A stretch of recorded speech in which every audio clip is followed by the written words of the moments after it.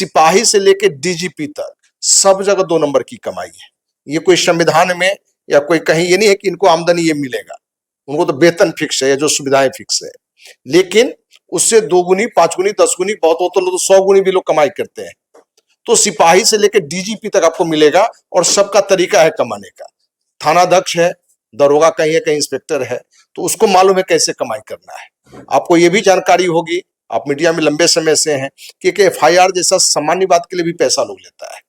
नमस्कार, मेरा नाम शंकर दयाल शर्मा और आप नेक्स्ट भारत देख रहे हैं। हमारे साथ बातचीत करने के लिए अखिल भारतीय अपराध विरोधी मोर्चा के राष्ट्रीय अध्यक्ष धनवंत सिंह राठौर जी हैं। इनसे हम बातचीत करेंगे कि जो बिहार में पुलिस प्रशासन है, चाहे ब्लॉक हो चाहे हॉस्पिटल, कहीं भी जो भी कर्मचारी हैं उनका तनख्वाह कितना है और वो आउट इनकम कितना कमा लेते हैं। सबसे पहले नेक्स्ट भारत आपका स्वागत है। बहुत बहुत धन्यवाद। जितने भी पुलिस प्रशासन है, या ब्लॉक हो या हॉस्पिटल, देख लीजिए हर एक जगह करप्शन है। कितना उनका इनकम हो जाता है? देखिए, करप्शन ऊपर से ही, ऊपर से मतलब कि जहां आप प्रधानमंत्री देख रहे हैं, मंत्री देख रहे हैं, मुख्यमंत्री देख रहे हैं, तो ऐसा कोई जगह नहीं है जहां भ्रष्टाचार नहीं है। बस ये है कि आप पकड़े जाते हैं तो आप भ्रष्टाचारी कहलाते हैं, आप चोरी में पकड़े जाते हैं तो चोर कहलाए जाते हैं। लेकिन कम बेस लोग हैं, अपवाद छोड़ के। गांव में एक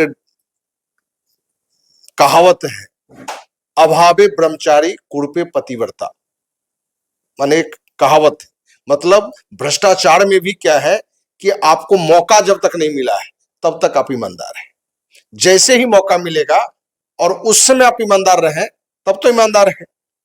तो जो आपने पुलिस विभाग की बात की, तो सिपाही से लेके डीजीपी तक सब जगह 2 नंबर की कमाई है।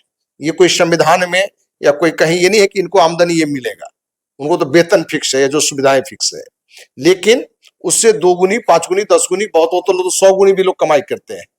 तो सिपाही से लेकर डीजीपी तक आपको मिलेगा और सबका तरीका है कमाने का।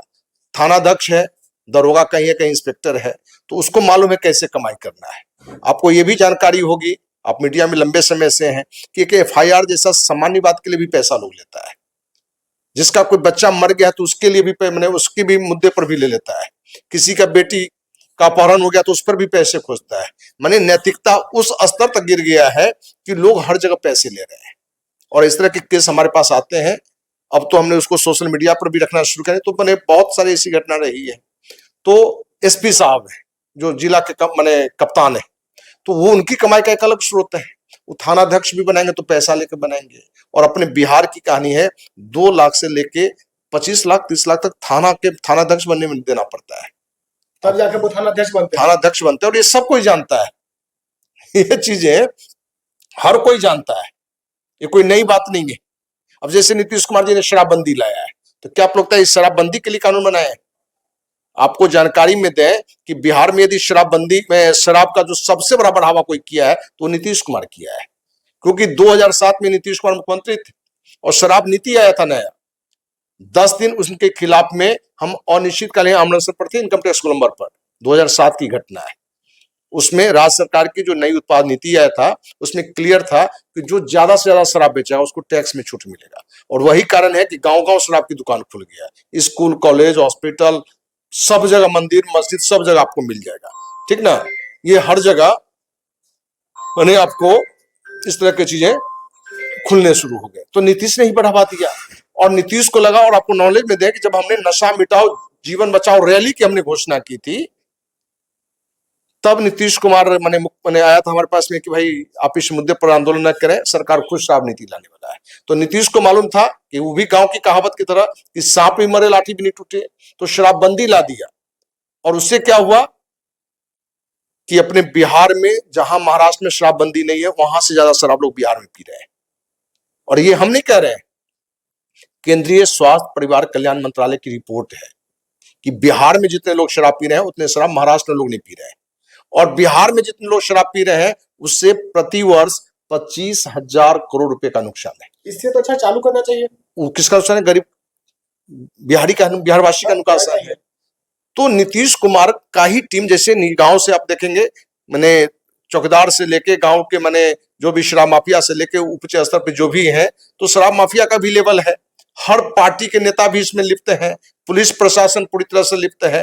अभी पुलिस की कमाई की जो आप बात कर रहे थे, अभी सबसे बड़ी कमाई उसको शराब से हो रहा है, और फिक्स कमाई है, उसका बड़ा कमाई है उसमें। और वो सिपाही, दरोगा, एसपी से लेके डीजीपी तक पैसा जाता है, मंत्री तक जाता है, मुख्यमंत्री तक भी जाता है। ये अलग बात है कि बंद होने वाला है या नहीं, क्या जो पुलिस प्रशासन जो नहीं, देखिए ये तो भ्रष्टाचार जब तक सृष्टि है तब तक बंद नहीं होगा, लेकिन उसमें कम ज्यादा हो सकता है। यदि आप जैसा मीडिया, यदि हमारे जैसा सामाजिक कार्यकर्ता यदि इसका विरोध करते हैं, डट के विरोध करते हैं, क्योंकि हम नाम लेके बताते हैं कि फलना कंपनी से गृह मंत्री लिया 1 करोड़ रुपया, मुख्यमंत्री लिया उससे इतना रुपया, मंत्री फलाना लिया इतना, कलेक्टर का नाम लेके, एसपी का, डीजीपी का नाम लेके हम बोलते हैं। तो इस तरह के लोग की जब संख्या बढ़ेगा तो अपराध, भ्रष्टाचार कमेगा। फिनिश कभी नहीं होना है। अपराध, भ्रष्टाचार, जुल्म, अन्याय, ये इसका माने कहानी खत्म नहीं होने वाली है। लेकिन आप यदि गलत का विरोध करते हैं तो वो गलत काम कम होगा, क्योंकि भय भी न हो प्रीत, प्रशासन में भी डर आएगा। लेकिन चौक चौराहा पे कैमरा लगाया गया है, पुलिस को भी एक कैमरा दिया गया है कि करप्शन ना हो सके, जो भी हो वो सामने दिखे, लेकिन उसके बाद भी नहीं रुक रहा है। देखिए करप्शन तो मैंने जो बताया ना कि ऊपर से ही है। आप बिहार में रहने वाले हैं, देखे होंगे कोई 1 महीना के अंदर दर्जन भर से अधिक पुल गिर गया। ऐसे भी पुल गिरे जहां की आपको अभी उद्घाटन ही नहीं हुआ है। उधर बिहार वासी पूजा पाठ ज्यादा करते, भाग्यशाली है कि माने उद्घाटन से पहले टूट गया, मतलब कि उसमें आदमी कम से कम नहीं मरा, भले करोड़ों अरबों का प्रॉपर्टी चला गया। आप ऐसे भी उदाहरण देखे होंगे कि उस जगह पुल बना दिया गया खेत में जहां कोई लिंक नहीं है किसी सुरंग से।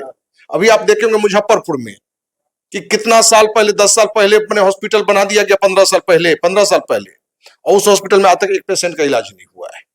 तो भ्रष्टाचार तो हर जगह है, और उसमें हर का बटा हुआ है कि किस स्तर पर किस अधिकारी को जाना है, फिर मुख्यमंत्री तक कितना जाना है। तो मुख्यमंत्री का भी एक कोर टीम नहीं है, चोर टीम है, जिसका काम है कि नियुक्ति में पैसा लेना, फलाने विभाग में पैसा लेना, फलाने जगह पैसा लेना। अभी देख रहे हैं कि नया स्मार्ट मीटर लेके चल रहा है। अब स्मार्ट मीटर में जो आईएएस थे, मर्सिडीज मिला। अब वो ईडी बोल रहा है, कोई हम नहीं बोल रहे हैं कि मर्सिडीज लिया, जमीन के लिए पैसा लिया। तो बेचारा एक आईएएस अधिकारी मर्सिडीज लिया, तो मुख्यमंत्री भी तो कुछ लिया होगा भाई, मंत्री भी तो कुछ लिया होगा ना। तो वो सब जगह है। लेकिन हमारे यहाँ क्या होता है कि जिसके अकाउंट पे पैसा नहीं वो ईमानदार ना। आपने अपने सरकार को बनाए रखने के लिए, सत्ता को बनाए रखने के लिए, यदि आप भ्रष्टाचार के लिए कोई टीम बनाए हुए तो आप और बड़ा चोर हैं।